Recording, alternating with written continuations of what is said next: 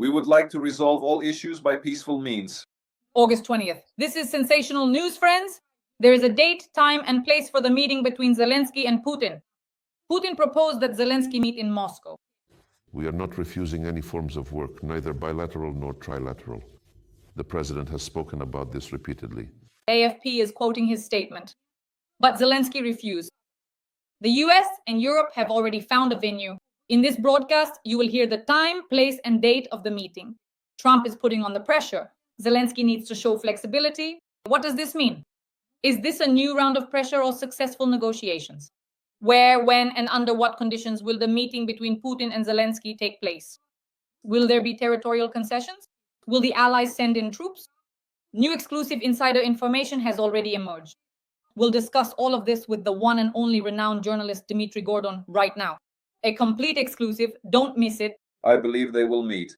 Putin and Zelensky will meet before the end of August. Putin won't be able to avoid this challenge. Dmitry Ilyich, you still insist on Saudi Arabia or Geneva, right? Yes, the most likely cities at the moment are Geneva and Riyadh. Will Putin and Zelensky ever truly shake hands? I'm sure they won't. They'll enter from two different entrances. There will be a room with two doors. They'll enter through two different doors, sit at the table, and talk. When the conversation is over, they'll get up and leave through their respective exits. Good evening, Dasha. Good evening to all our esteemed viewers. Dmitry Ilyich, what do you think about the meeting in Moscow that Putin is pushing for? He could just say now, either in Moscow or nowhere. The only thing he can push is a pimple on his disgusting face. He keeps going on about how Zelensky should come to Moscow. And then there's another idiot, Lukashenko, in Minsk saying, let's hold the meeting in Minsk. Zelensky will never go to either Moscow or Minsk. It's humiliating to even suggest such nonsense. That's the first thing. Second, about Budapest. I believe we shouldn't go to Budapest either, because first, we have great respect for Hungary and the Hungarian people. But the leader of Hungary, Prime Minister Orbán, is a Kremlin puppet, and according to several of my sources, including people who told me this directly in interviews, has long been an agent of the KGB's 5th Directorate of the USSR. A man who has received money from Russia, from the FSB, his entire life. This money is now starting to surface because he was suddenly found to own an estate with zebras worth $30 or $40 million. There. Who else did he have there? Some kind of animals. Well, because he's got the cash and wants to enjoy life. But the clock is ticking. He's already of a respectable age. So he let his guard down and bought himself such an estate. Idiot. That's another bad thing about Budapest. Despite all my love for Budapest, it's a wonderful city with stunning architecture. Another bad thing is that it was in Budapest in 1994 that the famous memorandum was signed, the one with guarantees for Ukraine. Those guarantees were given not only by Russia, which has since become fascist, but also by the United States of America. Let me remind you, the United Kingdom, China, was somehow involved as well, and France participated too. But what did those guarantees amount to? We disarmed. We gave up the 3rd largest nuclear arsenal in the world. Ukraine gave it up, let me remind you. And where are the guarantees? How did they work? What did they do? So it's just another reminder of how imperfect such guarantees are. That's why, in my opinion, Budapest isn't suitable either. It seems to me that the meeting will take place either in Geneva or in Saudi Arabia, in Riyadh. We'll see, we're waiting. If, Dasha, this meeting even happens because Putin doesn't want to go, Dmitry Ilyich, you said something absolutely correct. The fact that they immediately suggested Moscow, we understand perfectly well that this is just a manipulation so that Zelensky would refuse and the meeting simply wouldn't take place. In other words, Putin simply manipulated the situation. Because he's a banana. You're being quite polite today. Usually you speak about him much more harshly. You've softened up a bit today. Yes, I've softened up a little. I'm in a good mood today, so... But by the end of the program, I'll switch back to my usual language. Dasha. Dmitry Ilyich, why do you think the meeting won't take place? Because again, Caroline Leavitt came out at a press conference and said that Putin tearfully promised Trump that the meeting would take place. I didn't say the meeting wouldn't happen. I think Putin is not only delaying his own end, but also this meeting. I'll explain why. Because for Putin, meeting with Zelensky is humiliating to some extent. Let me explain why. Because Putin wanted to show how he and Trump are sitting together, dividing up the world, that these are the two most prominent countries, that he is being taken seriously, and most importantly, to break out of isolation. He's being taken seriously again, the two of them together, the red carpet and Alaska. And here I am, such a tough guy.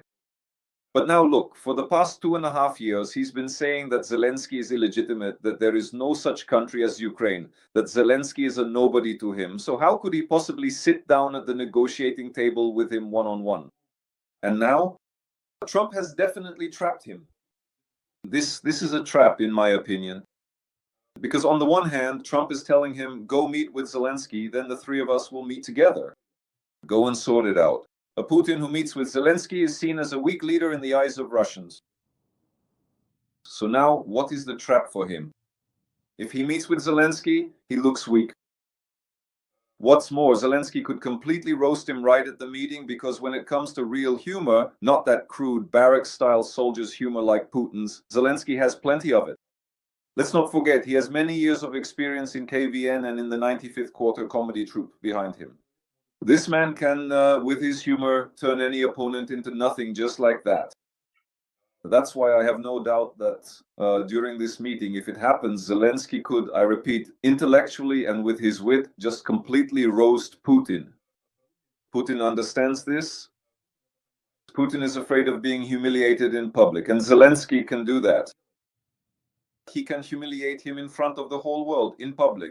And then, from this macho or poncho image, from this scoundrel, nothing will be left. He'll just be crushed. He understands this. He is afraid, just as he is afraid to answer questions from the independent press, from journalists of the free world, he's used to coming out and answering questions from Zarubin. But go out and answer questions from American journalists, British journalists, Ukrainian journalists. Go out and answer questions when they ask you, why are you so, Dmitry Ilyich. In short, Dasha. In short, he's trapped. He kind of can't go to a meeting with Zelensky. That's one. And he can't not go to a meeting with Zelensky either, because then Zelensky and Trump will say, Zelensky will say, I'm ready. I've been saying this all along. I agree. Here I am. Even without a ceasefire, Dmitry Ilyich Zelensky even dropped that condition. That is, he went all in. Yes. And Trump will say, I did everything. I made a deal.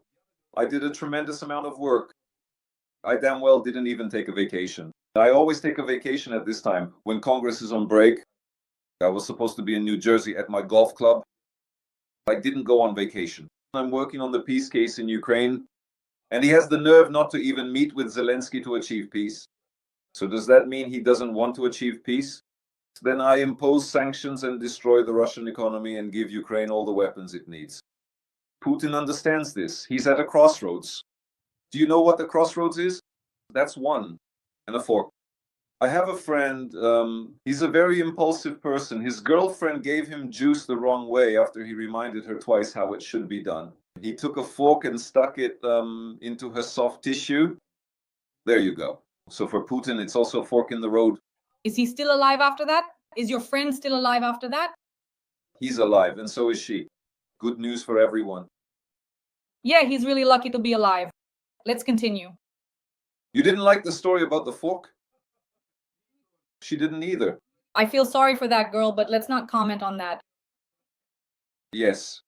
Let's get back to our, as you say, with the letter B, an inappropriate word. Yes, so Putin is actually in a tough situation. With the meeting, I think he'll try to stall, but he won't be able to drag it out for long. Because Trump is insisting. You see how Trump is so fast, decisive, and sharp. Meanwhile, that Lavrov is bleating something, that old fool, saying that, well, this meeting needs to be prepared, and that Russia and China should also provide security guarantees to Ukraine. What Russia? The one that attacked us treacherously? It's supposed to provide security guarantees now? Are you out of your mind, you idiot? Completely senile, lost his mind, an old fool. Russia is supposed to give guarantees. Now they're going to try to do it like this. How about we arrange a meeting at the level of foreign ministers, Lavrov says. What foreign ministers? Washington told you to bring Putin here. Are you planning to disobey Trump? You'll get it. A fork up your ass. Dmitry Ilyich, what you're saying right now is very important, but there's also a very important point regarding this meeting. So as we understand it, October 10th is the 0 hour when Trump is supposed to be awarded the Nobel Peace Prize. And October 7th is the birthday of the Russian war criminal, dictator, and murderer. Yes. And now everyone is starting to speculate that it's very important for Trump that everything is wrapped up before the 7th or 10th of October. And here, of course, Ushakov said that the delegation needs to be upgraded. Lavrov said that we are not, yes, they can drag this out for a very long time, this whole meeting issue. It all depends on how much patience Trump has, because the deadline is the 7th or 10th of October. No, the deadline is the end of August. He said it clearly. This meeting must be organized by the end of August, by the end of August, Trump said. Zelensky and Putin must meet. Zelensky said, I'm ready any day, any time. That's it, I'm ready. The ball is in Putin's court. If Putin, by the end of August, what is it today, the 20th? The 20th? If Vladimir Putin does not deign to come to the important meeting by the very end of August, then Donald Trump will simply and utterly castrate him in a fit of absolute rage. My God, what words, Dmitry Ilyich. Our audience should give a like after that. 2. Yes, by the way, friends, give this video a like. Write in the comments what you think Trump should do with Putin. It's very important. And in the comments, write where you're watching us from, your location, and a few words of support for our duo. Dmitry, if we count by meetings, look, the US is considering Budapest, but that's no longer suitable for us because of the shameful memorandum of '94, by the way. And because of Orban. So moving on, Austria and Switzerland are being considered. Macron is suggesting Geneva, and Austria has stated that it would allow Putin to participate, despite being connected to the ICC. As I understand it, Geneva and Switzerland have officially stated that they are ready to grant Putin immunity so that he can attend. But today, before our stream, I was watching some analysts, and all the international experts said that Putin would never allow the meeting to take place on European soil, because for him, that would be a public humiliation.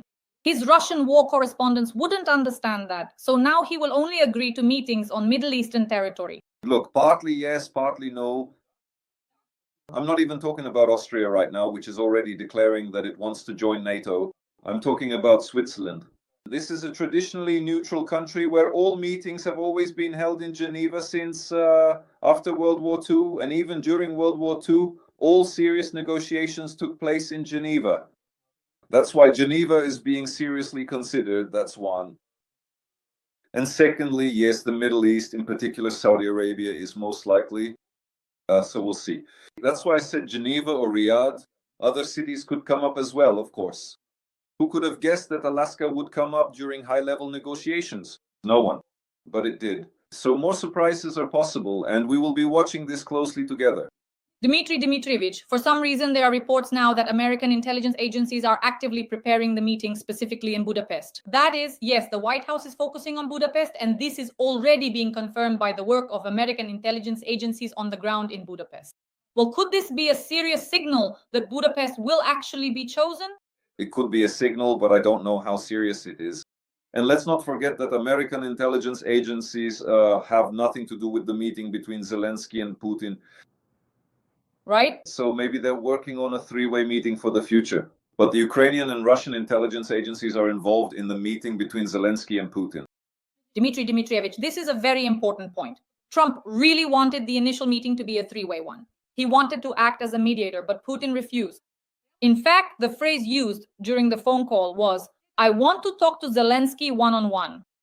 Question, is there some kind of trap for Ukraine in this? A one-on-one conversation between Putin and Zelensky? None at all. Zelensky is a well-prepared president. He is a master of the art of conversation, the art of negotiation. This is not the Volodymyr Zelensky of 2019, when he had just become president and was still learning. Today, he is more skilled than all the other leaders combined. He could even teach anyone himself.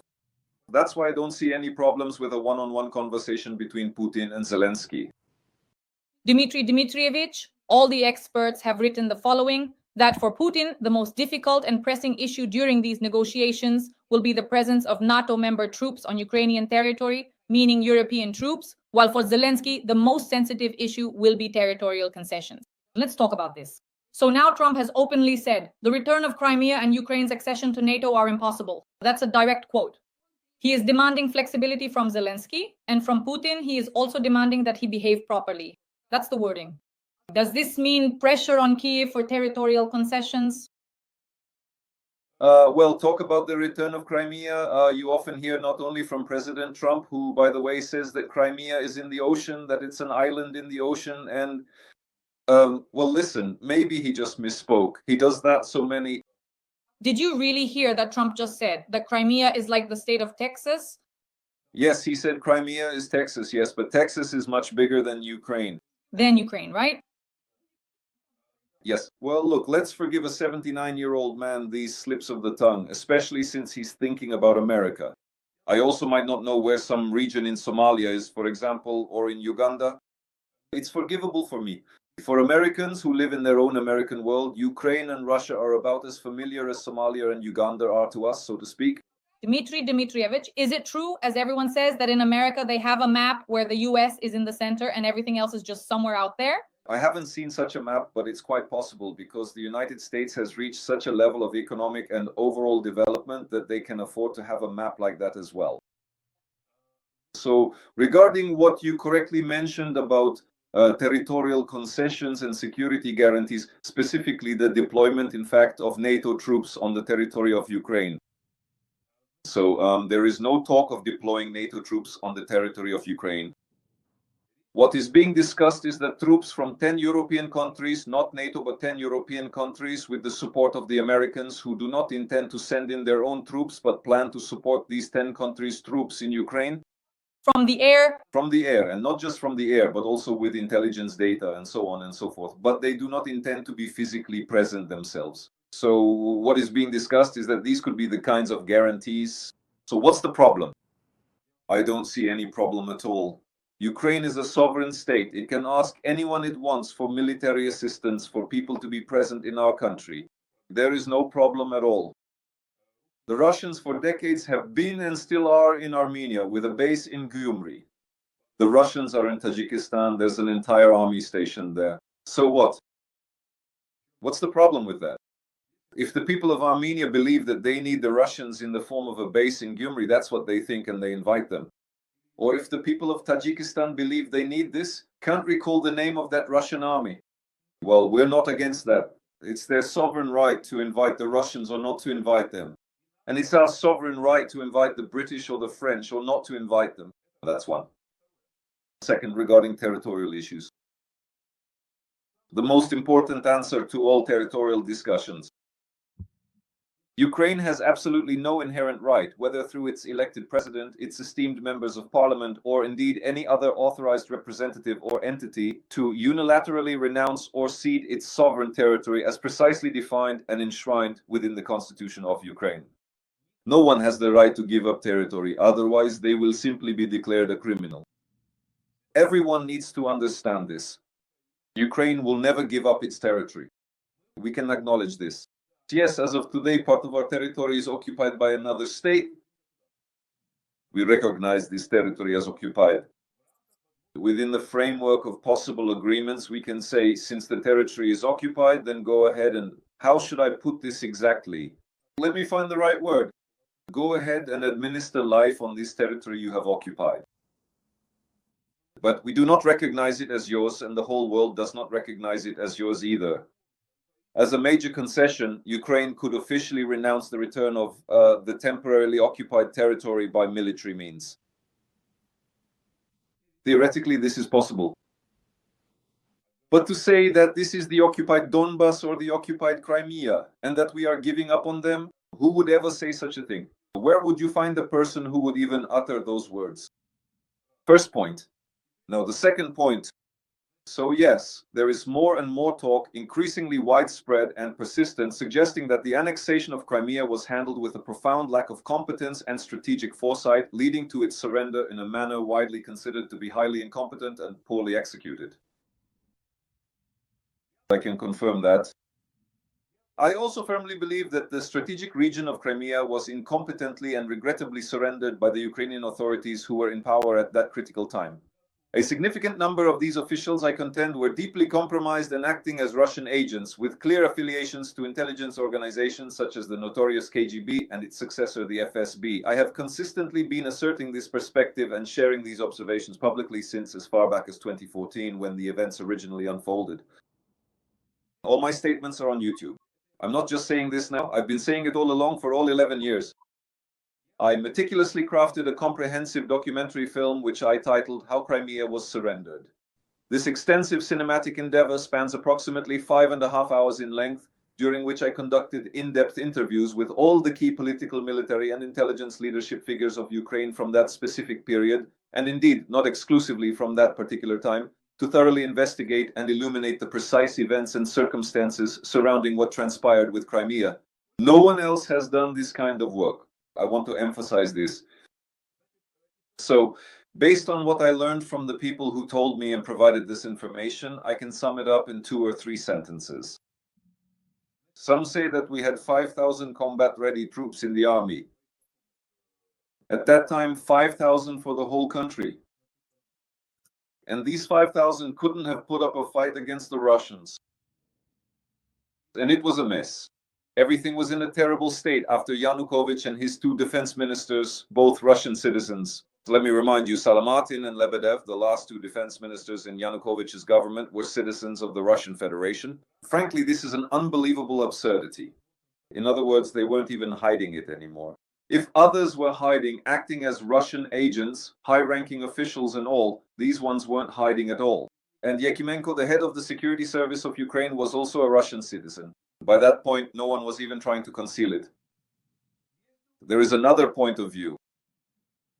Another compelling perspective, eloquently voiced by the esteemed chief of the general staff at that critical time, General Zamana, for example, is that we unequivocally possessed more than enough combat-ready military units, indeed a substantial number of highly prepared combat-ready units, tens of thousands of well-trained troops who, upon receiving the explicit and direct order, should have decisively and swiftly removed those little green men, those unidentified military personnel from the sovereign territory of Crimea, thereby restoring territorial integrity. But there was no order. So an important point that wasn't mentioned in that documentary film at the time, there was the then Prime Minister of Crimea, General Mogilev, Anatoly Vladimirovich Mogilev. He said that our intercepts were catching communications from the little green men. And it was all very straightforward. You have 24 hours. If you can hold out for a day, great. If not, we pull back.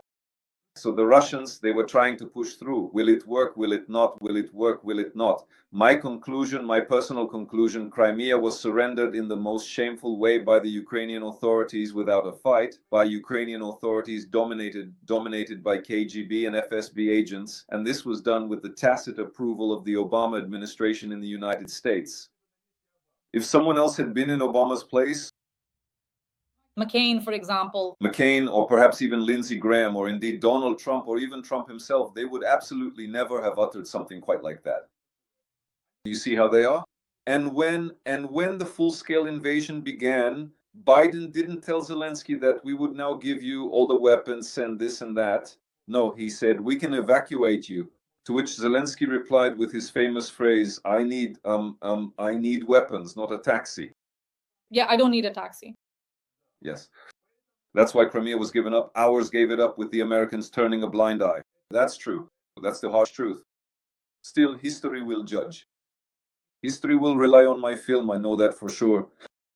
Here, by the way, it has already been viewed by 6 or 7 million people here. And that doesn't mean we have to accept the loss of Crimea. For example, I have not come to terms with the loss of Crimea. I love Crimea. I consider this my territory, which I know down to the smallest detail. Well, I just know the whole of Crimea very well. I've spent a lot of time there, wonderful time, and I have no intention of giving it up to the Russians. Why should I? Why on earth should I anyway? It's not their land, not their territory. And all those historical excursions by that scoundrel Putin about the Rura kids and other idiots just don't mean anything to me at all. That's it. Study international law, study the Belovich Accords, study the treaty signed by Putin and Kuchma in 2004. Yes, 2004, in which Russia recognized the sovereignty and inviolability of Ukraine's borders. What, do you Russians think those are just scraps of paper? Are those just scraps of paper to you, the ones your ghoul signed in 2004? On behalf of Russia, he recognized the inviolability of Ukraine's borders. Well, So what are we going to do? Play word games? Let's go play word games in your pants. Dmitry Dmitrievich, so the latest news, I'm actively monitoring Telegram channels right now. Russia agrees that security guarantees for Ukraine should be provided on an equal basis with the participation of countries such as China, the US, the UK, and France, said Lavrov. The head of the Russian Foreign Ministry also stated that it would be impossible to resolve issues of collective security around Ukraine without Russia's involvement. China cannot participate in providing security guarantees to Ukraine because China was on Russia's side in this war and remains on Russia's side. China is helping Russia overcome sanctions. China supplies Russia with military goods, so by definition, China cannot guarantee Ukraine's security, just as Russia, which attacked Ukraine, cannot. Here you go, Dmitry Ilyich, some absolutely fresh information. Lavrov, that is, Russia has proposed to raise the level of heads of delegations at the negotiations with Ukraine. Am I right in understanding that this is simply a rejection and a slap in the face to Trump, that there will be no meeting between Zelensky and Putin? Instead, Lavrov will be meeting with our foreign minister Sybiga or someone like that? You understand correctly, Lavrov is saying that whereas before the half-crazed Medinsky used to go to the negotiations as head of the delegation, now I am ready to go. We're raising the level, we're doing everything clearly, we're trying to work. We are for peace. Of course we are for peace.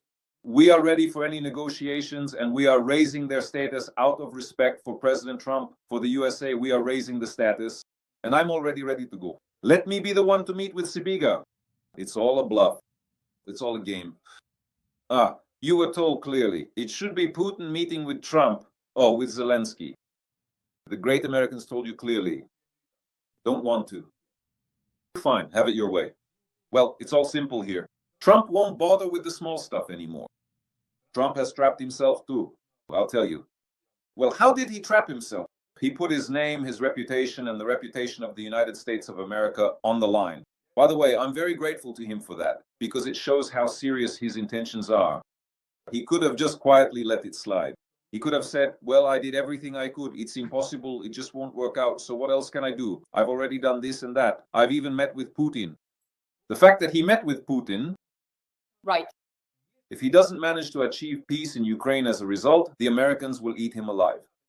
He'll be devoured first and foremost by his own Republicans, and then the Democrats will finish him off. Trump understands this very well. He has, I repeat, staked his political career on this. So, Dmitry Ilyich, let's reason as follows. So, Lavrov came out and said, we're raising the level of the delegations. How long will Trump put up with this if he's running out of time and feeling the pressure? October 10th is just around the corner. The deadline is the end of August. And here's Lavrov. His deadline isn't October 10th. His deadline is the end of August. I want to say this once again. So what are we expecting from him? I'll tell you what I think. I could be wrong. I believe that if Putin doesn't announce that he's ready to meet with Zelensky by the end of August, if the dates and the city and the country where they will meet aren't set, Trump will address the nation and say, he deceived me. He tricked me. That was Putin's last warning, like the proverbial final Chinese warning. I'm imposing sanctions against Russia, devastating ones that will destroy the Russian economy. I'm imposing sanctions against China and India. Well, he's already imposed sanctions on India against China. I'm giving my European friends all the weapons necessary for Ukraine. Go ahead, Godspeed. You know, Dmitry Ilyich, Boris Yakovlevich Pinkus told me yesterday that he really hopes Putin won't agree to meet with Zelensky and that Putin will be destroyed. In other words, that Trump would be given a slap on the nose and impose hellish sanctions against Russia. I can't help but agree with Boris Yakovlevich Pinkus. So I want to tell you that there was a great director at the Leningrad BDT, Georgy Tovstonogov. The Leningrad BDT was one of the best theaters in the Soviet Union at the time, and Tovstonogov was the best director in the Soviet Union. He used to say a remarkable phrase, in art, give a push to the one who is falling. Fascist Russia is falling, its economy is in the gutter, with an accelerating potential to end up in complete ruin. So, just as in art, you give a push to the one who is falling, here too, the falling one should be pushed so that they finally collapse and once again beg the Americans for Bush legs. Only now, it'll be Trump legs. That's it. Why bother being polite? Why be afraid of them? They're not scary and they only understand the language of force. Russians only understand the language of force. That's an axiom. That is a theorem that doesn't require a statement that doesn't require proof. And you know what's most phenomenal? That the organization of the meeting between Putin and Zelensky at the highest level is being handled by America, specifically Rubio, Divens, the vice president, and Witkoff, their buddy, and they'll take down all three at once. Just plain and simple. Of course. Americans will never allow themselves to be treated with disdain. Never. Look, everything has been turned upside down. The process has reached a point where it can't be stopped anymore. This isn't 2022, not 2023, and not 2024. This is 2025. Europe is more united than ever. Key European countries are led by strong leaders. Look at Merz, look at Macron, at Starmer, at my favorite Meloni, look at Stubb. All of them are handsome, like they were picked out specially. And with them, Uncle Chernomore. So they're ramping up military production on such a scale that they can't hire staff fast enough. Germany alone is hiring 70,000 employees for its defense factories. 70,000. That's why America isn't the same. Trump isn't the same either. Compared to how he was, say, in February at that meeting in the White House with Zelensky, that crushing one, Trump has completely changed. He finally realized that this creature is fooling him. Tell me, what self-sufficient man with such an inflated ego would put up with being fooled by some creature in front of the whole world? Well, I'd like to see that. We'd really like to see that too. Dmitry Ilyich, one more crucial question. Who is moving the troops? Dasha, excuse me, but I believe they will meet. Putin and Zelensky will meet before the end of August. Putin won't be able to avoid this test. Well, by the way, Dmitry Ilyich, that's a very important statement because there's hardly any time left until the end of August. Just 2 weeks, and next week we'll sum it up together. Yes or no? No or yes? So, Dmitry Ilyich, you still insist on Saudi Arabia or Geneva, right? I don't insist. I think the most likely cities at the moment are Geneva and Riyadh. Perhaps tomorrow some other city will appear. Istanbul. Maybe. Istanbul? I seriously doubt it. President Putin has a very strong personal dislike for President Erdogan and for the nation of Turkey, so it's highly unlikely. It should be something more neutral, perhaps a place like Dubai, or maybe Qatar, or perhaps, that's probably it indeed. That's probably it. Dmitry Ilyich, of course, here's a question that our subscribers asked me to put to you. Will Putin and Zelensky shake hands? I'm sure they won't. I'm sure they won't. They'll enter from two different entrances. There will be a room, there will be two doors. They'll come in through separate doors, sit at the table and talk. When the conversation is over, they'll get up and leave through their respective exits. Of course not. How could anyone shake Putin's hand? You might get blood on yourself. His hand is covered in blood. So there will be a huge table between them, like between Macron and Trump. Between Macron and Putin during COVID, a huge table. They'll come in from different entrances and... I don't think it will be a huge table. I think the table will be wide, but they'll be sitting across from each other. Well, maybe there will be about 2 meters between them. And no physical contact at all, so to speak. No, I don't think so. Well, Zelensky simply cannot shake Putin's hand. That's a given. It's just impossible. Yes, but it's very important that they agree on this through America beforehand, so there won't be any joint photos or anything like that. Believe me, everything will be coordinated down to the smallest detail. Protocol will be strictly followed. You'll be sweating bullets. I would really prefer, Dmitry Ilyich, that there wouldn't be a red carpet. I really would, so that there wouldn't be a lunch where... No, well, that's impossible. Impossible. I remember I was present at the Minsk negotiations. I remember that, if I'm not mistaken, even Poroshenko didn't shake Putin's hand. Did he shake his hand or not? I don't remember. Or maybe he did. I don't remember anymore. I can't recall. Yes, because it's very important, because there is a certain protocol, but with a war criminal, that protocol absolutely should not be followed. Dmitry Ilyich, which of our European partners is sending troops? Bloomberg writes, 10 European countries are ready to send troops after the war as security guarantees. Now we're saying security guarantees mean only European troops plus Trump, who will provide air support, intelligence, and so on. Well, it's hard for me to comment on this configuration because that would be unserious. No one knows about it today. I think everything is still in progress.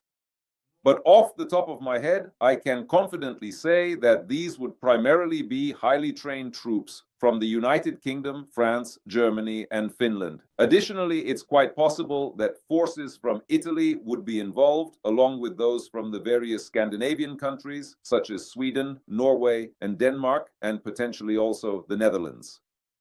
Something like that. Let's count them, by the way.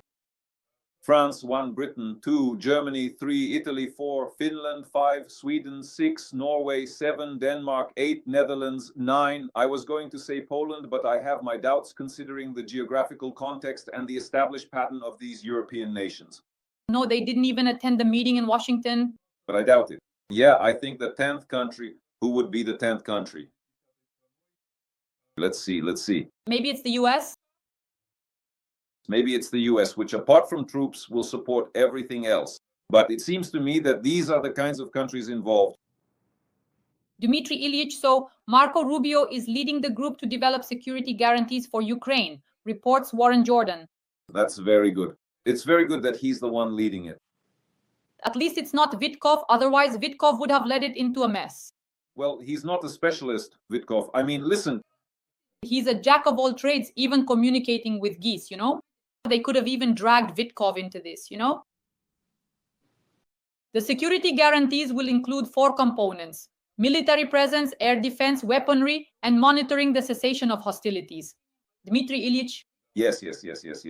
That's the standard set, 4 paragraphs there. There's nothing to comment on. But all of this is only on the condition of a ceasefire, only on that condition. So as soon as a peace treaty is signed, and the peace treaty will be signed on the condition that security guarantees are provided, that's one of the options in the peace treaty. As soon as the peace treaty is signed, everything gets going right away. Dmitry Ilyich, and of course I've saved the most sensitive question for last: territorial concessions. I'd like you to comment on it, because what we've been hearing over the past few weeks is the following phrase: Donbas for peace. That's how it sounds. And this phrase is being promoted by Trump and the Trump administration. No, that's not quite right. During the meeting in Alaska between Trump and Putin said that only our conditions apply: the withdrawal of Ukraine from the non-occupied part of Donbas. And let me remind you, that's 29%, I believe, of Donetsk region. These are well-fortified, very well-fortified areas. Kostiantynivka, Kramatorsk, Sloviansk, a huge agglomeration where, I should note, Ukrainians live. Putin insisted on this, and Trump told him that if you insist on this, there is no point in continuing the negotiations any further. In other words, he almost did exactly what he had said the day before. If I see that Putin is, let's say, getting too bold, I will stop the negotiations and leave. And Putin immediately backed down. Immediately. I'll say it again. Russians only understand the language of force. Putin also only understands the language of force. Therefore, the European leaders who were at the White House, as well as Volodymyr Zelensky, once again confirmed that Ukraine will never give up non-occupied territory, whether it's Donbas or any other regions, in order to achieve a peace agreement. So the only significant thing that can be discussed is a comprehensive peace agreement along the established line of contact, along the precise line of demarcation. Where we are, that's Ukraine. That remains Ukraine. Where they are, that's also Ukraine, but it's temporarily occupied territory under the control of fascist Russia. There are no other options. Are there any other options? You know what kind? We have a small part occupied in the Sumy, Kharkiv region, a little bit in the Sumy region. The Americans, it seems, want to take over the management of the Zaporizhzhia nuclear power plant. In general, there are a few more points like that, but all of it is just a matter for bargaining. There is no bargaining over Donbas. I really liked how Merz, whom I deeply respect, who was at the White House and played golf with Trump, explained to Trump in very clear, accessible terms that giving up Donbas would be like giving up Florida. And for Trump, Florida is practically a sacred place because, as you know, he has his Mar-a-Lago estate there. And I think Merz is, of course, a brilliant diplomat. He found just the right words. The European diplomats did an excellent job here, and the meeting in Washington, in my opinion, was brilliant, wasn't it, Dmitry Ilyich? Yes, I absolutely agree. Absolutely agree. Our delegation is very satisfied. I spoke with members of our delegation. They were very pleased with the meeting at the White House. Dear audience, please like this video and let us know in the comments whether you think there will be a meeting between Putin and Zelensky before the end of August. Where could it take place? And of course, what security guarantees and territorial issues are involved? We're interested to hear your thoughts. Subscribe to Dmitry Ilyich's YouTube channel. Subscribe to my YouTube channel, Dasha Shastlivaya, and leave a few kind words in support of our tandem. Dmitry Ilyich, well, I guess by our next meeting it will already be clear yes or no, whether the meeting will take place or not. And then, of course, there will be a lot of questions. And again, I think that the Nobel Peace Prize on October 10th is a sort of D-Day for Trump, by which he needs to wrap all this up. Dasha, I think Putin has been backed into a tough spot, and they're going to corner him even more, very specifically. Totally cornered, as they used to say. That's a brilliant ending. God willing, that's how it will be. The one and only renowned journalist, Dmitry Kordon. Dmitry Ilyich, thank you very much, and see you next week. Thank you, Dasha. Glory to Ukraine. Glory to the heroes.